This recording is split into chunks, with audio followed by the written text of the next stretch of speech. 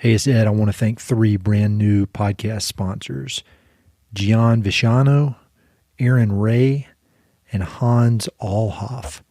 Thank you guys so much for the support. It means a ton.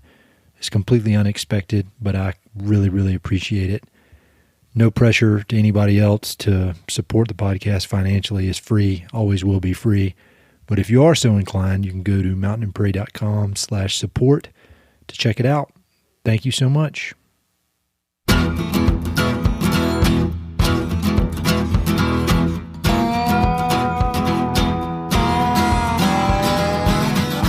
Hey, this is Ed Robertson, and this is the Mountain and Prairie Podcast, where I introduce you to some of the innovative individuals who are shaping the future of the American West. I meet most of these people through my work in land conservation or through my hobbies and interests that revolve around spending time up high in the mountains.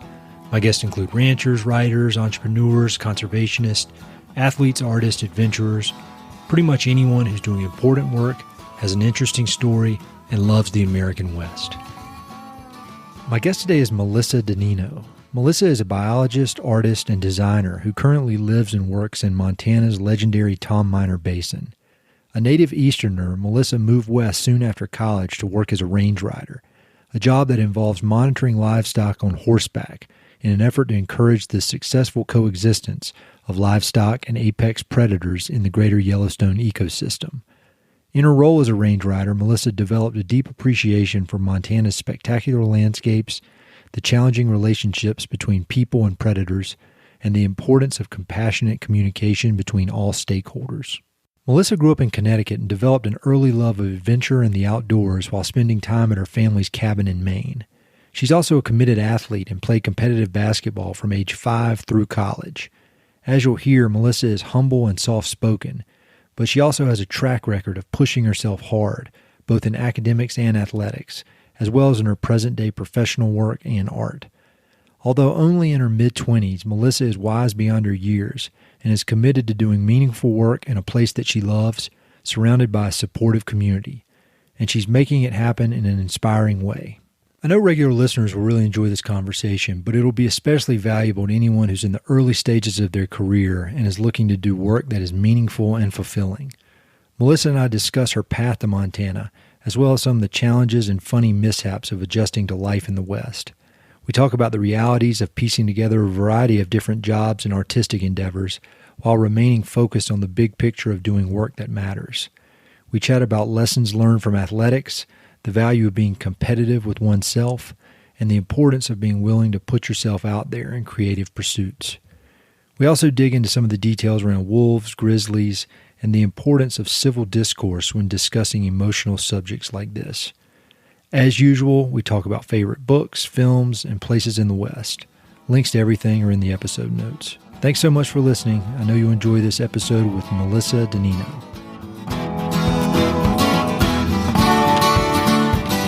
When you meet somebody for the first time and they ask you, what do you do? How do you answer that question? Well, that's honestly one of my least favorite questions. It is me too, which is funny why I start the podcast, because it annoys me to death when people ask me that. But all right, go ahead.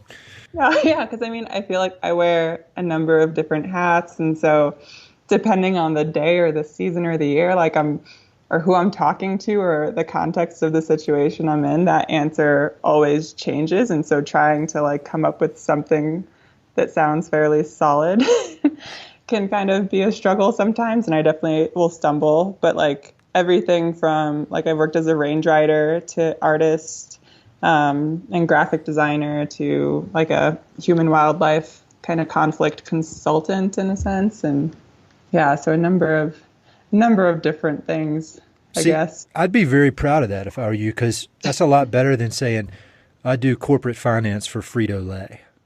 What if that was your answer? 70 hours a week, I'm doing spreadsheets about potato chips. I went to school with people that say that. So I'd be very proud of that. And that's exactly why I wanted to have you on the podcast. Well, I guess there's a ton of different things I want to talk about. Maybe the first thing is, can you talk about the Range Rider program? Because we had Daniel Anderson on the podcast a while back, and he briefly mentioned that, and it's come up in conversation over time on the podcast. So could you just maybe talk a little bit about that program, how you got involved, what you did? Yeah. So I worked as a range rider in Centennial Valley and Tom Minor Basin, where I live now. And kind of in short, the program is to have another set of eyes on the landscape in an attempt to help reduce conflicts with predators.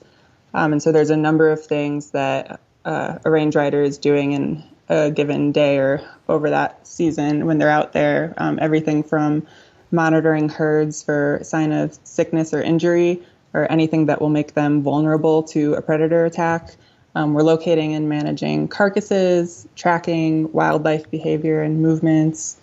And there's also the potential to haze predators if we saw ones that were trying to cause some trouble. But that's honestly not something that happens very often, at least in my experience. So who employs you? Like, who's paying your salary or your wages in that? Who are you who runs the range rider program? So in both cases, they were kind of landowner organizations that were started in each place. So for Centennial, it was the Centennial Valley Association, and in Tom Minor, the Tom Minor Basin Association, and both of them get their funding from a number of sources. It's very much a collaborative kind of project in both locations, and a lot of nonprofits that are interested in the work and trying to help, and also some federal and state kind of money that comes to help fund it. And I know for sure in Centennial Valley, also folks that were grazing. There's actually a wildlife refuge in Centennial Valley, and the folks that were grazing had to pay their grazing fees, and all of the fees from that, I believe, went directly to funding the range riding program. Got it. And how long has that program been around? Wow. Let's see. Centennial Valley's was newer. It was around for at least 1 year before I was there. So it probably started, I think, in 2014. I'm not 100% sure on. But they're relatively new. It's not like they've been for 30 years or something. No. Yeah, the last 10 years for sure. So do you know much about the kind of the history of it? I mean, like, why did they, I guess first question would be, is that a relatively new concept? Has that been done anywhere before that you know of? And then the second question is, like, why did they think that would be the answer to solving some of these problems, these challenges that people have in that area? Yeah, well, I mean, range riding is definitely a pretty old concept that goes back way, very far. Yeah. But it's just kind of a newer, what at least people are doing with range riding today. It's kind of a newer take on this older concept with the tracking wildlife. And I don't know, at least the angle that it's being approached is a little different, focusing on predators a little bit more, at least in some areas. Some people still have range riders and they don't consider it much of a predator kind of focused position. So yeah, it's definitely a newer concept. And then in terms of how it's helping or why people thought it might help, just having an extra set of eyes to, like I said, when you're having somebody else that's out there to monitor herds and look for signs of sickness or anything that might make a cow or any livestock more vulnerable, being able to notify landowners, knowing how predators are moving on the landscape, that will allow us to kind of see patterns and help us to manage livestock kind of more in tune with how the predators are moving and try to avoid some of that conflict. For example, even if there's, say, like a wolf den and you don't know that it's there, but you're grazing right on top of it, if we can figure out where the wolves are basing out of and maybe try to avoid grazing that area while they're right in the den.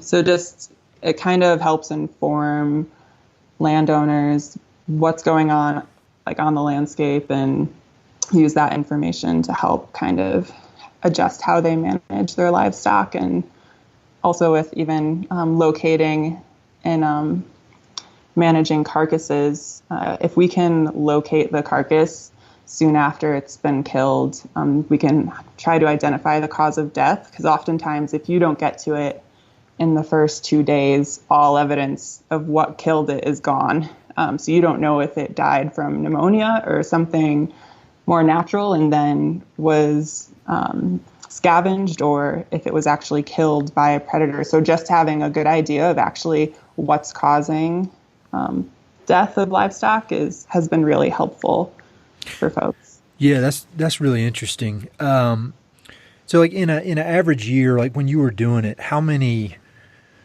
cows did you come across that had been killed by killed or scavenged by predators?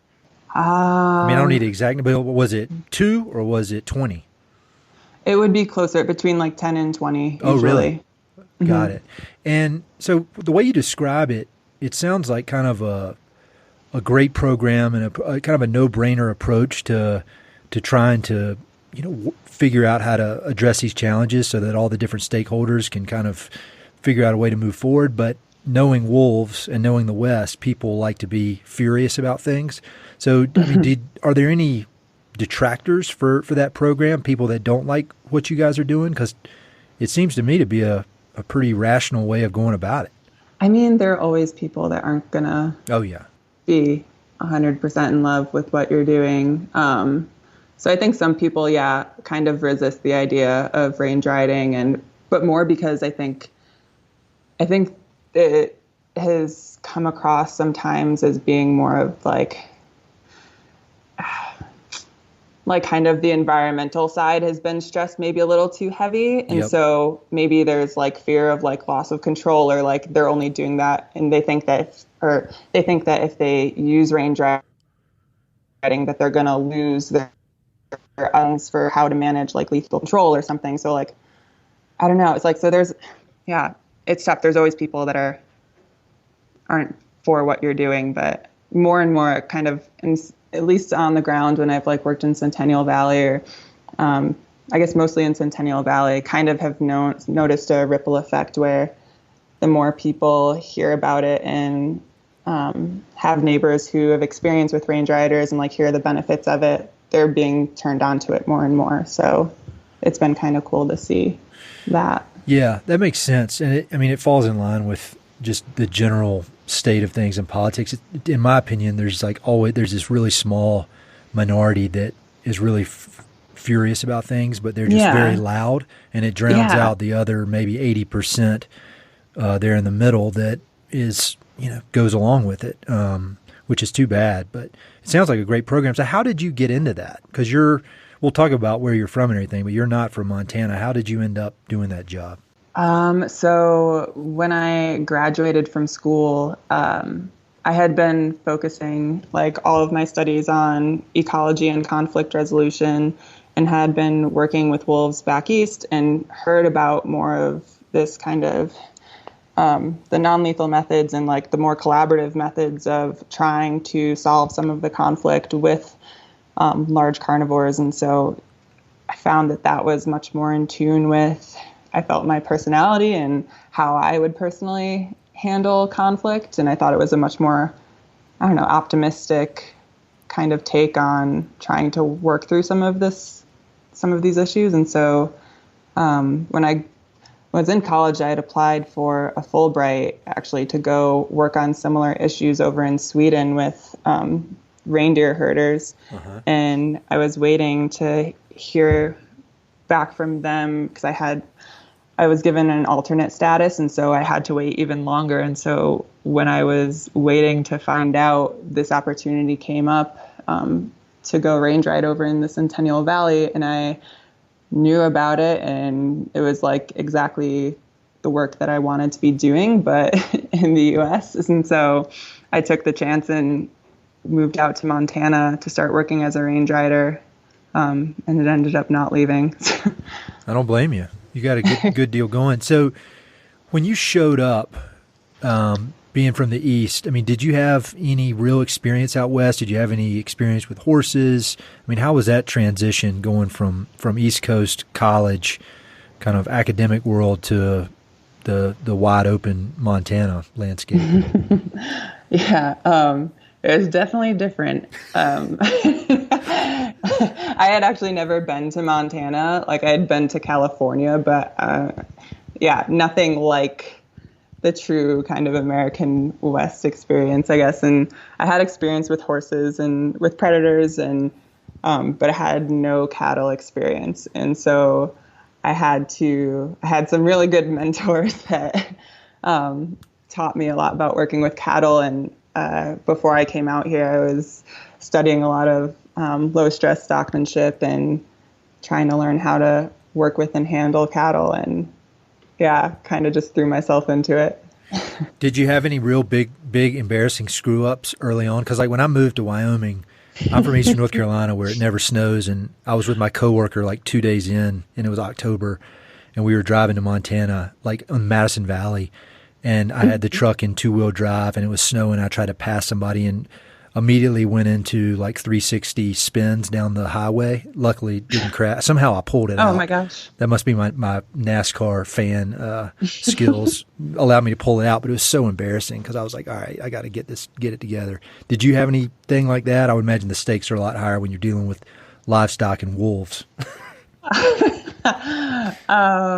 mean, I've had my fair share of getting ATVs stuck way out there. But I guess the most embarrassing story, which I shared with my friends at Ruby Ranch that I've worked with, and they get the biggest kick out of it and like asked me to tell it multiple times. Actually, the day I was driving into the valley, so there was a car that was left for me at the airport in Bozeman, and it was just like, okay, now get to Centennial. And I was like, okay. And they gave me kind of like rough directions, 3 miles and turn at this sign kind of thing. And so just made my way down there. And like, again, mind you, never worked with cattle, but just read and was learning how important it was to use like low stress stockmanship with cattle. And so I was driving down the like super vast Centennial Valley and just looking for this one house that was supposed to show up eventually. And mind you, we don't have cattle guards back in Connecticut. And so I came up to this cattle guard, and all of these cows were standing on the other side staring at me. And I was driving, I like stopped. I had been talking to my mom on the phone, and I was like, there are cows blocking the road. I was like, I don't know what to do. And like, they're all staring at me. And I was like, the low stress stockmanship journal was saying like how if you go head on, it'll stress them out. And so like, I was trying to apply all that I had read in the journal to like me driving down the road, which was obviously not logical. And so I ended up, I was sitting there for a good like 5-10 minutes trying to assess the situation and how to like continue down the road. And I ended up calling my boss, and I was like, I'm like almost here, but the cattle are blocking the road. I'm not really sure what to do. And she's like, just drive through. And I'm like, oh, okay, never mind. Like hang up the phone quickly, slowly drive through. Yeah. So really, Did they just give you never let you hear the end of that the whole time you were there? No, they didn't. I'm sure I probably scared the crap out of them after that was my first experience with the cattle. But like, no, they actually never said anything about that after that point. But yeah, it was a pretty special moment. Oh yeah, one that really, yeah. Yeah, you got. The thing is, you're always going to have those moments. Like if you're somewhere new, it'd be very bizarre if you weren't having those moments, like it's kind of like, they're going to happen. You just don't know how embarrassing they're going to be. I found it one time I was at this duck hunting place in Louisiana, and I made the just fatal error of eating gumbo with a fork. And I was like living at this duck hunting lodge with these guys, and they killed me. And they just destroyed me. And I was like the laughing stock of the place for like 2 weeks.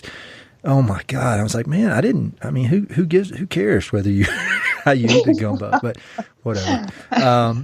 Well, so, all right, let's talk about where you grew up. We heard how you came to Montana, but where were you before that? Where'd you grow up? So I grew up in Waterbury, Connecticut, and this kind of small Italian neighborhood called Town Plot. And where is that in? I don't know anything about Connecticut. Where is that in, like east, west? What side of Connecticut? Like central western part of the state. Got it. And so, as a kid, were you into the outdoors? I know you were an athlete, but did you do a lot of camping or outdoor adventure stuff? I mean, were there any experiences you had as a kid that you can look back on that laid the groundwork for this life you have now? Yeah. So growing up, we would always go every year up to my family's cabin on Sebago Lake in Maine. And my great-grandfather built it. And that was kind of my favorite thing in the world, going there every year. Like, that's all I looked forward to. And so we were always kind of playing outside when we were up in Maine and going on the lake. And so that, I think, definitely has a strong relationship to like why I'm in love with the outdoors. And like I worked a lot with, we had a bunch of dogs and horses. Like, well, we didn't have horses. We had friends who had horses and were very generous to like give me riding lessons. And so I had a lot of, I don't know, really memorable experiences with animals and the outdoors growing up. And so, I think that influenced a lot of, things today. Yeah. Are your parents really, I mean, they obviously went up there to the cabin in Maine. I mean, did they do anything wild, like living in Montana or anything in their youth, or were they just very encouraging of everything you were doing? They weren't super outdoorsy or adventurous, I guess, but very encouraging. I mean, well, I could say that my dad is more adventurous, but in terms of like motorized sports and stuff, like he's a drag racer. Is he really? Yeah. That's awesome. And so he actually, has an older Camaro that he races, and then an actual like dragster, like the long, narrow kind of rail cars that he races. And so he's always done that my whole life and since he was younger. And so he definitely has a more adventurous kind of side to him. That stuff's the real deal. I knew some people in North Carolina that did versions of that, and the combo of the skills needed to work on the cars and to get them, running, that's like a full-time job. And then the guts to actually drive them. I mean, that is a involved sport, or involved pastime. I mean, that's the real deal. Do you know anything about working on cars? So my family actually owns an auto body and towing shop in Connecticut. And so I grew up around cars my whole life. Amazingly, I don't know like a whole ton, maybe like a little bit more than the average person, but I wouldn't say I am the most like competent around cars. But yeah, I used to go to the drag races with him all the time. And like you said, it's definitely a super involved sport, even from the track and then coming home, and like he'd go to work and then come home and go over to the shop and be working on his dragster until like 1 a.m. and then go to sleep and wake up and go to work. And like, this is just what he does, but he loves it so much. And so it's pretty cool. It's really cool. It's really, the people I knew, they did motorcycles, but they would, I went to some of the races with them, and it's just such a cool community. And you end up like, it seems like it kind of travels from one town to the other. And then you get to know all the people there. And I mean, it's a really cool, family-friendly kind of deal. At least that was the experience. That's the way I saw it. Yeah, no, it definitely was. Like like you said, there's a whole community of friends that my dad has from racing, and he goes to all the different tracks. Like he'd go up to New Hampshire, down to New Jersey and New York, and kind of travel around to different races with some friends. And it was a fun kind of thing to do growing up, go around with him to all these different tracks. And so basketball is a big part of your life, I'm guessing. Can you talk about that? Yeah. I played basketball probably from when I was 5 years old up through college. So that was a huge part of my life growing up, and I dedicated a lot of my life to it. Did you like it? Yeah. Yeah, I did. It was definitely, it was tough at times, but I mean, I loved the sport and I loved my teammates and traveling around with them. But when it got to being in college, like it was a little tougher to kind of balance the schoolwork and trying to figure out what I was going to do after college with basketball. And so it got a little tougher towards the end, and I actually stopped playing in the middle of my junior year. But it was definitely fun, and there's a lot of good memories from those years. Yeah, that's a tough deal when you've been playing something that hard for that long. I've had a lot of friends that were super good, gifted athletes in one way or the other since they were little kids. And a lot of, by the time they get to college, towards the end, it's just kind of like, all right, I'm a grown up now. Enough is enough. Oh, yeah. It's been great. Do you consider yourself to be pretty competitive? Like, I can be competitive, like, especially if it's like a fun kind of competitive, but I'm deep down, I'm like not competitive at all, honestly. I find that hard to believe. Not that we're like best friends or anything, but to be that good at something and to be that committed. I mean, so what do you think drove you to practice so hard? And because you don't just end up playing college basketball. I mean, are you competitive with yourself? Oh yeah. Well, okay. Yeah, I could say I'm very competitive with myself. That's how I am. Like, I don't give a shit about what anybody else is doing for the most part, but like, I'm so borderline, like, really mean to myself. No, right? I need to chill beat out. The crap out of myself. Oh yeah. So that's it. Yeah. You're competitive with yourself. Yeah, but not with other people. Okay, that's good. I think that's the best kind, actually. I'm biased because I'm not good at basketball, so I kind of it's either like be hard on myself about running or don't play sports. So, that's awesome. And so, thinking about like the lessons you learned from playing basketball and just team sports or just pushing yourself. I mean, how do you think? What lessons now that you've? How old are you now, if you don't mind me asking? 25 for another week. Are you really? So, I mean, you're not that far out from those days, but what lessons did you take from being involved in such high-end athletics that you apply, to life as a grown-up? I mean, definitely learned a lot about time management and just trying to balance all the different kind of interests and parts of my life. And like the importance of community and like working hard for what you want. But also I think one of the biggest things I gained from all of my years playing basketball was like how to be resilient. Yeah. Yeah. I think that's, I think you get that in all sports, but there's something about team sports that really drives that point home, because the reality is being a human is a team sport. So you got to figure that out. Yeah. That's really cool. So what do you do now to satisfy that competitive streak?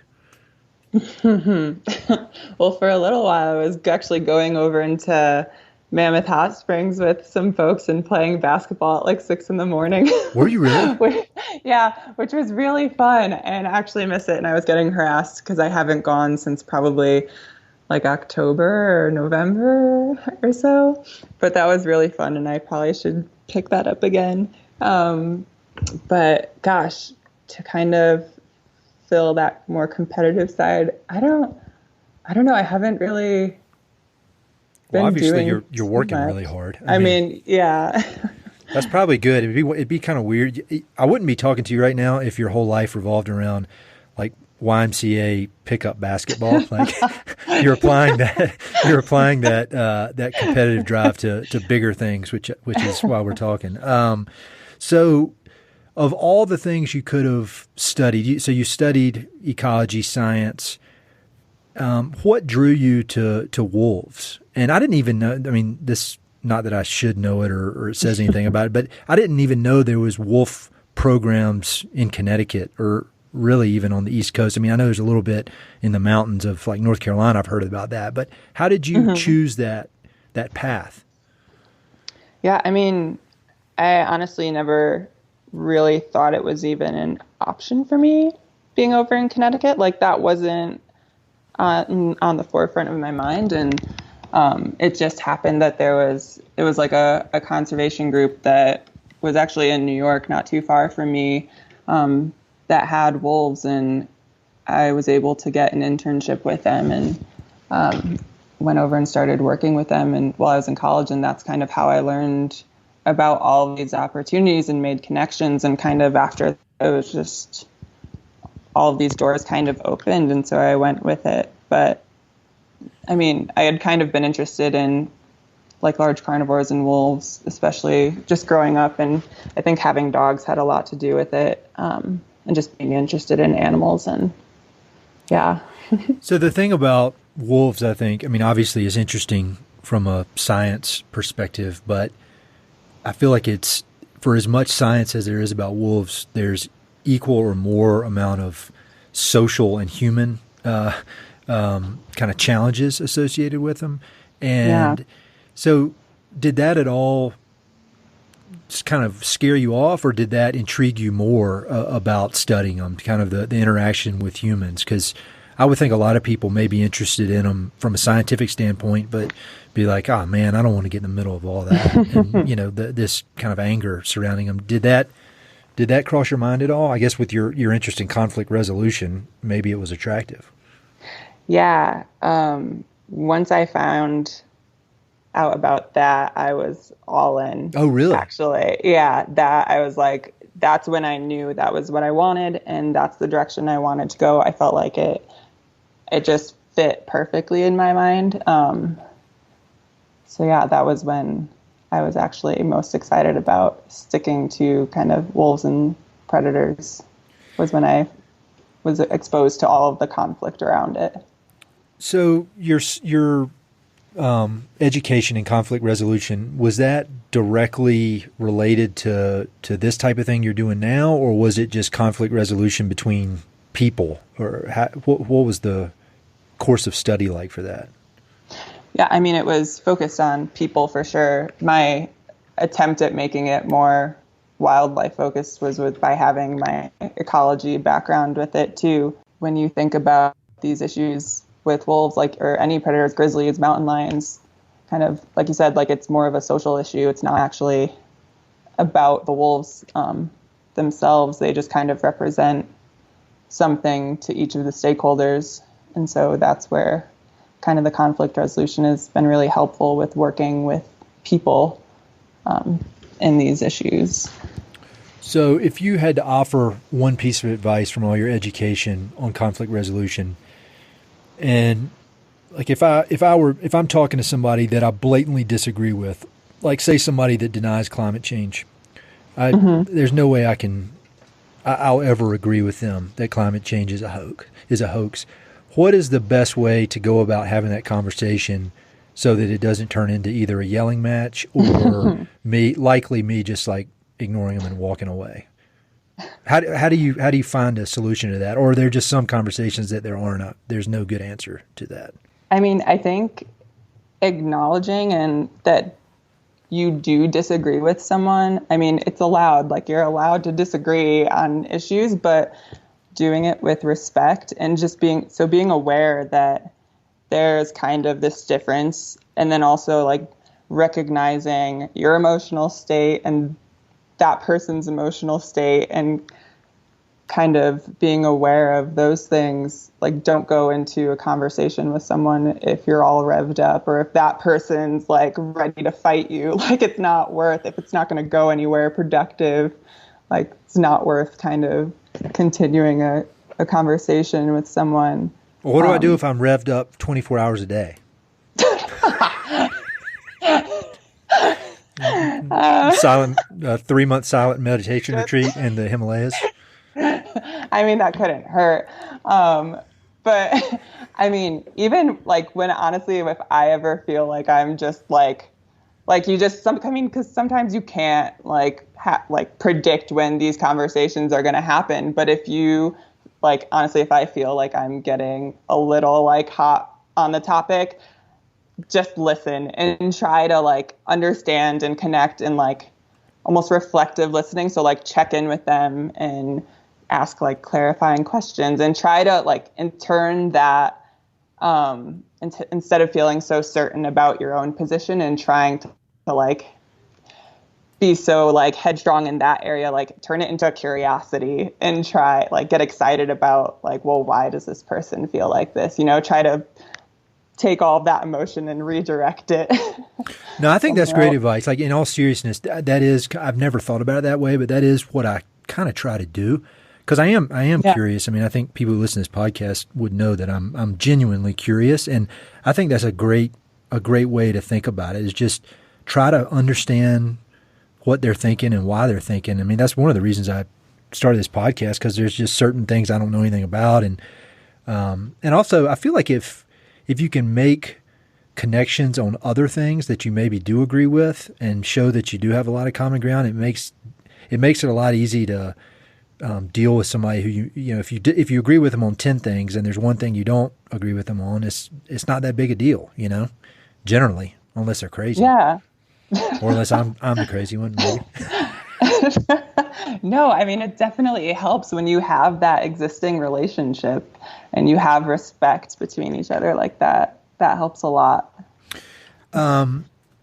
Yeah, I think that's one thing that I wish they could somehow like require everybody in the country to go through some of the training you went through, especially nowadays, because it's so important.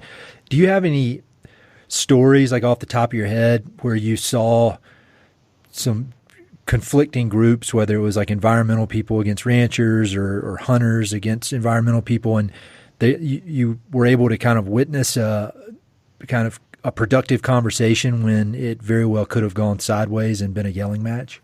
I mean, a lot of the work I've been doing has been in, like on the ground, has been in like much smaller groups, and it's generally been with people who do either are neighbors or know each other somehow, and usually it's been in a pretty safe space where it hasn't gotten pretty heated. Well, that's good.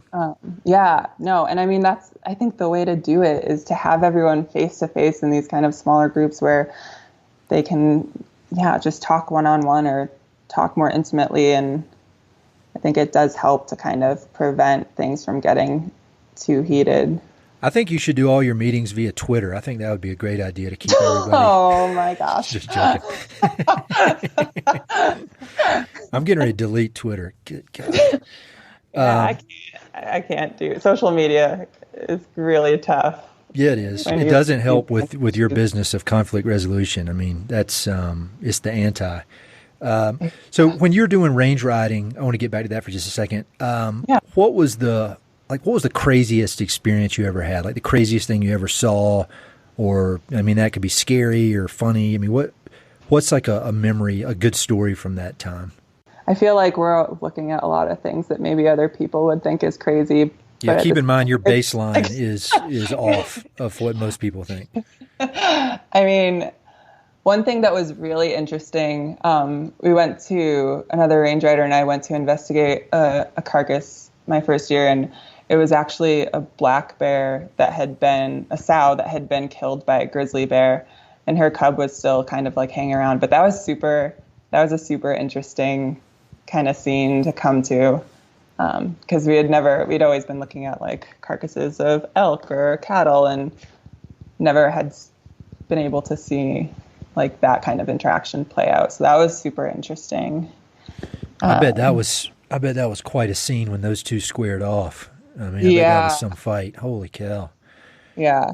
As far as books on wolves, I read earlier this year, or I guess January of 2018, I read American Wolf by Nate Blakesley, which I thought was awesome. It's kind of, I mean, I thought he got into a lot of good detail, but it's definitely for the masses, which I think is great. But are there any, first of all, what'd you think of that book? Have you read it? So I actually found it because of you. And so I was reading it, and it was really cool because I've worked in the park on Wolf Project, tracking wolves. And so it was just like too real because, I mean, they're talking about all these experiences and stuff that were hit really close to home. So it was really fun to read. And I got probably, I forget, a half or 3/4 of the way through. And then my sister saw that I had the book and she really wanted to read it. And so I let her borrow it. And I actually just realized today that she never gave it back to me. So I might have to get that one back. Of what you read of that, was it a pretty good representation of everything? I mean, did you see any weird bias or anything? I mean, not that I know anything about it in depth, but it seemed to be a very well-written examination of everything. Yeah, no, I mean, it definitely, it was a good representation of kind of what's going on in the park with wolf watchers and everything. It was it was fun to read. What other sure. books are there? Are there any other, or websites or films? Are there any other resources that people should check out if they want to learn more about wolves or really just big predators in the greater Yellowstone ecosystem? Let's see. Honestly, a lot of the books that I've read about wolves were when I was younger. I feel like, I mean, I've read, I guess in more recent times, I've read Bad Luck Way by Bryce Andrews. He's a really great person. But that one's kind of cool because it's, again, the intersection between kind of ranching and predators. And so that one's a pretty neat book to read. Cool. Yeah. I've never heard of that one. I'll put links to this on the webpage so people can click through. So did you finish up with the range riding? Are you done with that completely for now? I guess for now, like range riding, I loved range riding. Absolutely loved it. But it was pretty tough because it was just a seasonal gig. Yeah. So filling in the other half of the year can be pretty challenging and having to do that every year. So I kind of held off on range riding, and also just because I felt like I wanted to dive in, like, I don't know, it wasn't always challenging enough. Like it can get, I mean, you're doing the same thing pretty much every day, which Sure. is great, but like I wanted to be kind of in meetings and like dive in a little deeper with some things, and I just needed like a little bit more of a challenge. So yeah, I've kind of held off for now, but not totally closed off to the idea of range riding again. Yeah, it seems like it would be a really great experience to kind of build this foundation of hands-on on the land, dealing directly with the animals, that no matter what you ended up doing in conservation or ecology or whatever, it would just be like a great foundation for wherever you wanted to go. I mean, not that I'm a career counselor or anything, but so let's talk a little bit about your graphic design and your marketing business, because I think that's really cool, and it's so different from all the scientific stuff. So how did you get into that? You're a talented artist, which I want to talk about. How did you get into that? Thanks. I was just kind of self-taught over the years, and again, like trying to kind of make a living and survive year round, I just had to start tapping into other possibilities. And so art and graphic design was one of them. And so I had just started off doing kind of smaller projects for friends, and word kind of spread. And so I've been doing more and more. And eventually, actually, a friend, Jeff Hull, pulled me into work for an agency over in Bozeman. So I'm doing some work with them. And that's great. And talk about your art, because I got some inside information on your life from somebody who, I'm not going to tell you who, but said that you've only been messing around with watercolors for not long at all. I can't even remember how. It was a very short amount of time. Is that correct? Yeah. So I got kind of interested in watercolors. My mom actually is a watercolor artist, and so I always saw her playing with watercolors growing up, and she still does it from time to time. And so actually last year, and I think it was the end of February, I decided that I was just going to go get some watercolors and like play around and see if I liked it. And yeah, I ended up liking it. You're being very modest. You don't need to be so modest about it, because you're really really good at that stuff. And I used to be artistic when I was a kid, and I let it drop off. But I mean, some of the stuff that you have on your Instagram is really, really good. Again, like, I'm not a career counselor, I'm not an art critic, but I mean, it's really amazing. And the fact that you've only been doing that for less than a year is pretty cool. I mean, does it, with art in general, would you say that how much of it is talent, how much of it is just putting in the hard work, and how much of it is just the willingness to kind of put yourself out there? Because I would guess when you're putting together these projects, putting them out for the world to kind of judge it would make me a little bit nervous. Yeah. Does it make you nervous? Yeah, it does. It's kind of, yeah, it's kind of uncomfortable for me to share some of that stuff, especially I just put up actually all of my paintings from the past year up at a brewery in Livingston, and it was definitely nerve-wracking. Like, I cannot watch people like walk up to my paintings and like inspect them up close. But yeah, I mean, it's definitely about like just working hard and putting yourself out there. And I read a bunch of stuff. There's a guy named Seth Godin. Do you know who he is? Have you ever read any of his stuff? I haven't, but I know who he is. Oh man, it's so good. And he just had a new book out, just put a new book out maybe a month or two ago, but it's all about just putting yourself out there and how everybody is nervous, from the seasoned pro who's been doing stuff forever. If you're not nervous, something's off. And so I think with anything creative, putting it out there is the biggest scary thing. I mean, not that this podcast is that creative, but anytime I hit publish, I'm like, oh man, I sound so stupid.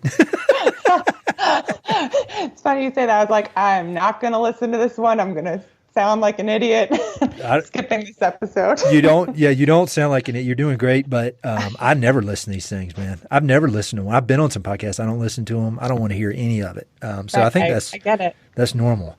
So back to art real quick. Are there any artists or just creatives in general that you admire and that have been influential, maybe not to your artwork, but just to your creative process?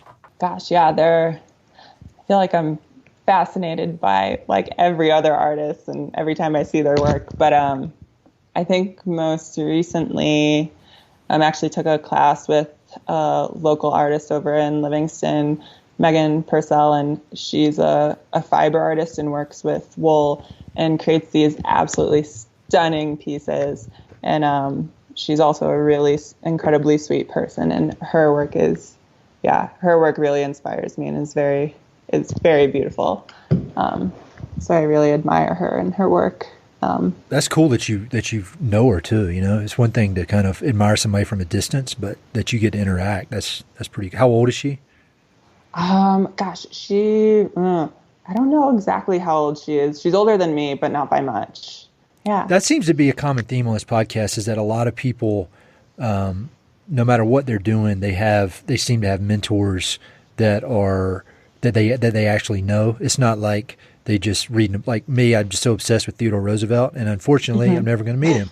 And I think there's a lot of value in that face-to-face interaction and learning that they're just human, just like us, So you got this really cool skill set. You're a scientist. You are tough in the outdoors. You know how to do web design. You're an artist. When you put all that stuff together, and I didn't realize you were 25. For some reason, I was thinking you were like maybe closer to 30 or something. So you're just getting started, and yet you've done all this cool stuff, and you got all these great skills. When you think about your career or your life, like 10 or 20 years from now, what would be kind of the dream setup if you could pick one? It's kind of tough to really come up with a solid like vision for like 10 or 20 years for myself. Just because I feel like I often function very much on like opportunities just like popping up, and yes. I have a hard time saying no. And so if something comes into my life, I'm like, sure, I'm going for it. But like I've kind of over time been able to, I guess I'd pinpoint certain things that like make me happier that I do want to kind of keep around. Like I know I really, really enjoy helping people in one way or another. Like that's something that really drives me. And working on the landscape is something that I love. So having that connection and keeping that is important to me. Or like working with animals, I love that. Like even if it's horses, livestock, anything, like I just like to keep that around. And then just keeping myself surrounded by a really supportive community, because family and community mean the world to me. So I think if I could find a way to like mesh all of these things together, that would be kind of a 10 or 20 year vision in some way, shape, or another. No, I think that's more important than just picking the job, because that's the stuff that matters. And I mean, when I was 25, I hadn't even moved out west yet. I moved out west. Yeah, no, I moved out west when I was 27. And so like my whole career now in conservation, I mean, when I was your age, I didn't even know what a conservation easement was. Like I had no idea what that even meant. And now it's all I think about and all I deal with all day. And so I'm with you on just kind of having these values and then pursuing opportunities as they come. It makes sense. And then one more, sorry, I'm kind of jumping all over, but one more question about you talked about your artistic mentors. Do you have any other mentors or heroes, people that you kind of try to emulate in your life, it could be dead or alive, you've met them or maybe you haven't? For sure. So I had a professor in college, Dr. Cook, and he was definitely one of my greatest mentors. He helped to really give me a lot of self-confidence and encouraged me. And he was a political science professor, but started at our university. He was also head of the honors program and started the Center for Compassion, Creativity, and Innovation. And so he always just pushes like compassion and really like he was the one that encouraged me to go for Fulbright. And like he's always just like pushing every one of his students to try to meet their full potential. And so he's always been a really amazing mentor in my life. That's great. I wish I'd learned that compassion lesson when I was in college, because once you learn it, that's a powerful framework of thinking, I believe. And I wish there was a different word for it, because I think that word's overused, but it is a pretty powerful way of thinking. So I've got a few quick questions that I wanted to run through. You don't have to give me a quick answer, but we can just go through these because it's really cool to compare all the answers. What is your favorite books about the American West, however many you have? I think my favorite is Revolution on the Range by Courtney White. Never heard of it. It's a really good book. And Courtney is actually a co-founder for Quivira Coalition. Oh, okay. Yeah. Yeah. But it's really cool. So he talks about the Radical Center and just, bringing kind of all these different stakeholders together, and like how everyone really has, when you break it down to their values, like they all value the same things. And so it's a really neat book that I'd definitely recommend checking out. I'll check that out. And I had Sarah Wenzel Fisher, who's the executive director of the Quivira Coalition, on the podcast a while back. So if people want to listen to that, I'll link to it. Really interesting stuff down there. What's your favorite book of all time? It doesn't have to be about the West. Ooh, favorite book of all time. Well, I love like The Alchemist and The Four Agreements, like books like that. I guess maybe those two would be kind of more all-time favorites for me. Yeah, those are really good. Those are really good, and they have like, at least for me, you're not an elderly person like me, but they have better meaning. They have like a different meaning every 5 years. Like if you read it now and then you read it 5 years from now, you'll get something different out of it. So I agree with those. Do you have any favorite? Not that we need to agree on your favorite book. Do you have any favorite films or documentaries? So documentaries. I love, what was it, Unbranded? Yeah, that's great. Love that one. But just in general for films, I really love the movie Tracks about Robin Davidson. Have you seen that one or heard of it? I haven't even heard of it that I know of. So she wrote a book, and because she traveled 1,700 miles across the Australian desert with her dog and 4 camels, and it was just her. So it's just kind of a really neat film they made about her book.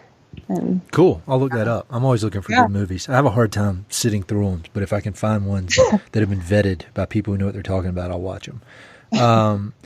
So you got all this stuff going on. You are artist. You make websites. You ride around on horses. You do all this really diverse set of things. Is there anything you do that is kind of funny or weird?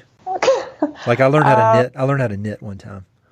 I tried to learn how to knit recently and quickly gave up. That did not work out. I don't know, funny or weird. I mean, I cook, but I don't think or do yoga. Oh, that's a good segue, because I was told by my source to ask you about beet chocolate cake. I don't know what that means. Who you talk to. I know exactly who you talk to. What's beet chocolate cake? hopefully my birthday cake that I'm getting in a week. Ah, all right. That's a little hint. No, it's a really good cake. I'll send you the recipe. You can make it. It's really good. Is the recipe easy? Like 4 ingredients? Maybe, All right, I think. I'll work on it. So, of all the experiences you've had, I guess everywhere from Maine to Montana, is there one experience that sticks out in your mind? And you may have already mentioned it with the showdown between the grizzly and the black bear, but is there one experience that sticks out in your mind as being your most powerful outdoor experience? And that could be scary, funny, memorable, just an experience that sticks in your mind. One that will definitely stick with me. When I was in Centennial, we were trying to learn more about how the wildlife was moving through the whole valley, and because it's a pretty big space, and part of what I had to do was, what we were trying to do is figure out where the wolves had their den, and just to know, like, okay, are people grazing right on top of them, or like try to prevent conflict in that way, and just have more information to work off of. And so I was tasked with kind of tracking out the den, and so it took some time, but it was really cool because as I got closer, I did a lot of just ground tracking, like looking for scat or tracks or anything that would kind of give me a clue as to where it might be located kind of centrally. And so as the activity increased, I started putting out trail cameras, and was able to, it was interesting because there was one gate that I could have put the trail camera facing either way, but for some reason decided to put one facing either way, both north and south. And had I just put up one facing south, I would have missed everything. But the one facing north caught the wolves moving through like 5 times in a week at least, which was like super hot spot, like the closest we came to it. So one morning, another rider and I went to go try to see if we could pinpoint where the den was. And we got there super early in the morning, hoping that they would still be near the den, and decided to howl and see if we could get a response. And like we did, and then we were waiting and we're like, okay, whatever, they're not talking, but we're going to go look anyways. And right before we were about to leave, they all started howling up, and they had just been over the hill, like right above us. And so we're like, okay, well, at least we know what direction we're heading in. And so we started tracking and went up and got to the top of the hill, and we saw like all of their little spots where they had bedded down, sleeping. And so we kept going in what direction we felt was right, and would find like little tufts of fur on the branches or this or that, and just kept going. And when we got down towards this creek bottom, and we decided to split up and each take one side of the creek, and because it was getting pretty kind of thick with trees and just downfall and everything. And so she went on the other side, and I stayed on the side we had come down, and we hadn't really figured out a way to communicate, but we wanted to be quiet kind of moving through. Yeah. and so we started like kind of walking parallel, and all of a sudden a wolf ran by me, like not 50 feet ahead of me, ran uphill. And so I like turned to her and was like waving my arms, trying to tell her that like the wolf was right there. Wow. And then she started like waving back to me, but not saying anything. And come to find out later, I had like, I don't know, 3 or 4 wolf pups like that were running right at me, but didn't see me, and I didn't see them. And she was trying to tell me because she could see them. But they ended up seeing me and like peeling off in the other direction, and we got a little bit further, and the den ended up being right on her side, so we were able to quickly get a GPS point because we didn't want to hang around and bump them for very long, and we just wanted to get in and get out, but we were able to find it. And yeah, it was a pretty cool memory. That's really cool. That's really cool. I mean, that's intense. So kind of a question related to that. Do you, and the reason I ask is I'm sure everybody is wondering this, but do you carry any sort of like a gun or I don't know if they make wolf spray. I mean, what do you do in case, for worst case scenario insurance policy if something goes sideways and they come after you? Or is that a stupid question? I mean, hey, anything's possible. Yeah. You don't want to be too complacent when you're out there. But I mean, we always carry bear spray and usually have like a spot or some sort of device if we're out of service. But I mean, wolves, I guess maybe because I've worked around them, I'm a little less concerned about than grizzly bears. Definitely being over in Tom Minor, I'm more aware of my surroundings out here than especially when it's like thicker kind of brush and trees. But yeah, usually carry bear spray and that's pretty much it. Yeah. Well, I think that's, unless you're like a highly trained soldier or law enforcement, the odds of you hitting something with a gun when you're scared are slim to none. I mean, bear spray is your best chance unless you got a shotgun. I mean, I know I would be shaking and firing the gun off into the air. I mean, it would be worthless. So bear spray is. I'd even use bear spray on like somebody that came in my house at night. I mean, hey, it has many purposes. Oh yeah. I'd rather go at them with bear spray than a gun. A gun wouldn't work. So where's your favorite location in the West if you had to only pick one? Just one. I would probably say Centennial Valley. Where within Centennial, I probably wouldn't go any deeper, but it's kind of, I mean, Centennial was my first home, so it has a lot of meaning to me, but also it's probably the landscape that I've known like more intimately than any other landscape. And so I think that was really cool. I think it'll always have like a special place in my heart. Very cool. And I appreciate you not giving the exact location. I asked that guy, Ben Masters, the unbranded guy, that question. And he was like, I'm not telling you. I was like, that's probably smart. So if you could make a request of the people who listen to this or offer some words of wisdom or some advice, given everything you've seen with wildlife and then with people's interaction with wildlife and then people's interaction with other people, do you have any words of wisdom or something you would ask of the people who listen to this that love the West? I would just say try to listen and understand others and their perspectives and lead with compassion. Yeah, I mean, if you can build kind of trust and relationships with others, I don't know. I mean, when there's conflict especially, I mean, you can look at conflict and think of either there's the risk and the danger or there's like opportunity for positive change to happen with conflict. And so kind of try to think of it in that light as being opportunities for change and to build compassion and community. So wise words. Are you sure you're 25? I think you're like 35. You got wisdom beyond your years. So how can people connect with you online? My website or Instagram, although I've thought about getting rid of Instagram too. Have you really? Yeah. Yeah. Why? I don't, cause I don't know. It's social media takes so much of your time and life, and I don't know. It gives kind of a false sense of community, and I mean, I don't know.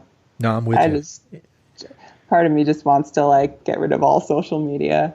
I think there's going to be a wave of that soon. I mean, it's invaluable for me and for this podcast.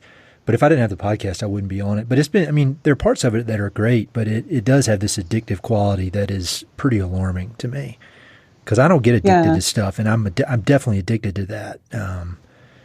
I mean, it's a very, very strange feeling, like knowing I don't need to keep looking at this, but almost like mindlessly looking at it. It's very, very strange. Yeah, and like you said, there are like so many benefits of it, and that's also where it's like it's tough because you get into a place where like, well, I could kind of use it for this or that, but when you can't find that balance, then that's kind of tough and.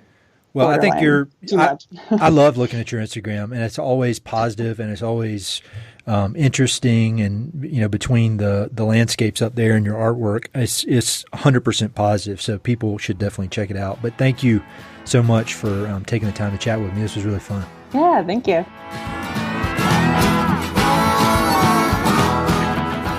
Hey, this is Ed again. Thanks so much for listening to the podcast, and thanks for listening to that particular episode. I hope you enjoyed it.